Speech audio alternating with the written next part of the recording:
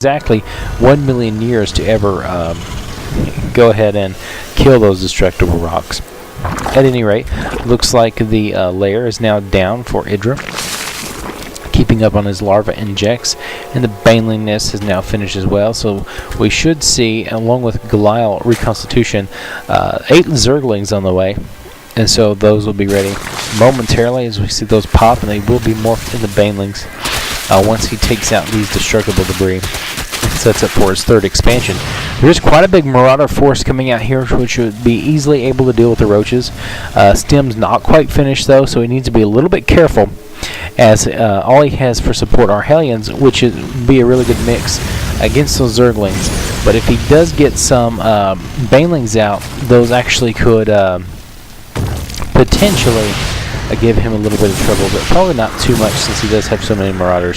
But now it looks like the roaches are taking away, but these marauders do so much damage to the roaches that they're going to be melting quickly, and the Hellions are going to take care of these Zerglings really well as well. And it looks like the banelings popping on the marauders, but it looks like he's still going to be able to clean up his force as Zerglings are streaming down, but the Hellions are not going to have any of that. Looks like the Queen coming down here. He needs to get the marauders that are left and focus on the Queen, and he's popping out roaches, but now all he has left are Hellions, and those are not going to be as effective against these armored units, so he needs to probably go ahead and get out of there with those and wait till he gets some marauders to reinforce, as we see centrifugal hooks, or also known as baneling speed, has just completed, as well as 4 more roaches are on the way. And Stem has now finished for our Terran player, as well as the concussive shells.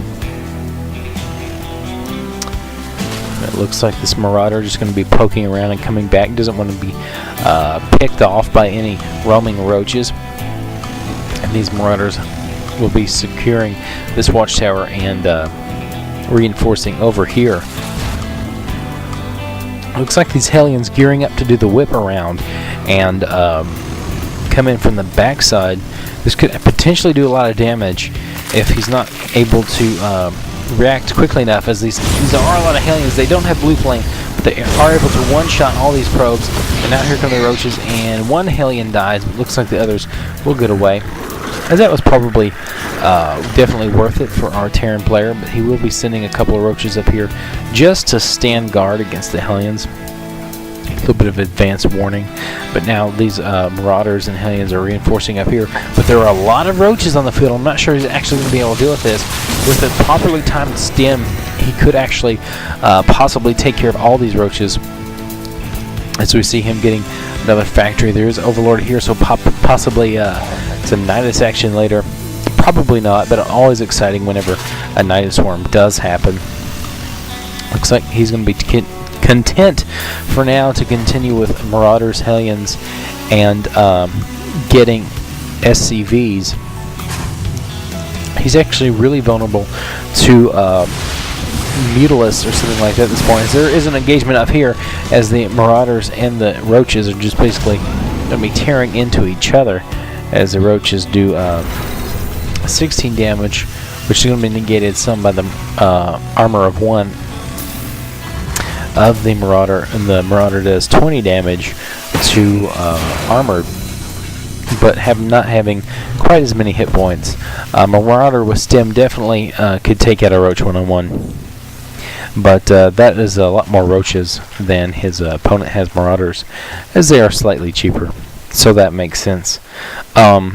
Looks like the Ground Carapace level 1, as well as a Spire, and a bunch of Zerglings popping right now for the banelings. He does need to get some workers down here, and he is stockpiling gas. So that is a sign. Every time a Zerg player stockpiles gas, as you can see right up here where my mouse is with this green box, that means they are going to be going mutas. So probably as soon as this Spire completes, he will let his minerals catch back up and build like 6 mutas, like right off the bat. Double guessing here, it does look like Roach Muta Baneling is going to be his ideal play of choice, and these Hellions do not want to have any part of this. They're going to get picked off by the Roaches if they're not careful, and looks like they do just barely get away. However, they are now trapped and have nowhere to go, as this Hellion does die. But this one might get away, but he might be picked up at the last second. No, when he gets away. If he actually does go away. Oh my goodness. Unnecessarily dying. Unnecessarily dying. It's not a good thing to have units unnecessarily die. Alright, looks like the Hellion's going to be coming up here. Looks like he's committed this Hellion or harass, and I don't think there's a problem with that. I think it's perfectly fine, as there are a lot of Zerglings and on the field.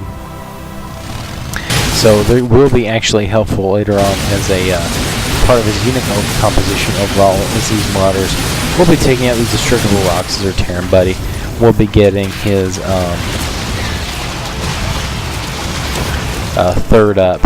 And right now the Mutalisks have popped, and they will be coming down there, see if they can do any mount